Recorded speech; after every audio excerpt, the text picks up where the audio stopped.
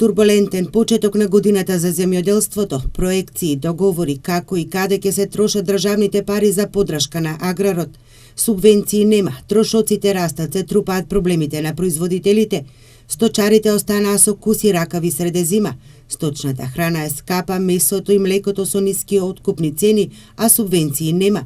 Според нивни пресметки, трошоците биле поголеми отколку добивката, ако требало да платат и овчари, подобро да продаделе се, зашто и така за нив не останувало ништо. Нема кој да чува више стока. Иде. Ко млекото не можеш 26 динар кило млеко. Мушко млеко. Дека го има тоа. Не иде. Овчари? Нешто наоѓат ли се или? Овчари тешко да најдеш, овчарца да најдеш треба 500 евра да му даеш месечно плата. И дека ако му дам ја 500 евра на мене, што ќе остане? Не иде. Тешко е, птење тешко. Сега за овчар да најдеш за работа, некој не можеш да најдеш за работа. А плюс тоа не иде, стоката не иде. Не иде. Поевтина нафта за 50% се очекува дури на лето, а пролетта земјоделците ќе треба да ги посеат нивите со култури, скапи е и семенскиот материјал. Па уште тоа треба да се качува и да не утепа још повеќе. Тешко ли ќе биде? Па како нема да е тешко? Цена се качува, семе се качува и сабајле го ја купувах.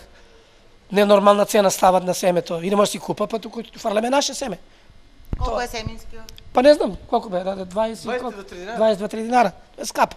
Помош од државата бараат и оризопроизводителите. Велат ги јаде ниската цена на оризот. Бараат итни мерки за спас на оризопроизводството. Воспротивно најавија протести и блокада на патот кај Облешево.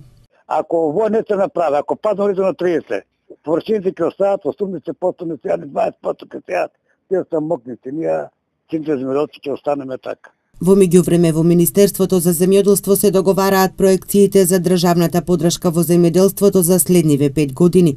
Од годинашниот буџет кој изнесува 10,1 милиарда денари, 8,4 милиарди се за директна поддршка во земјоделството и руралниот развој, а 6,6 милиарди денари се за земјоделското производство.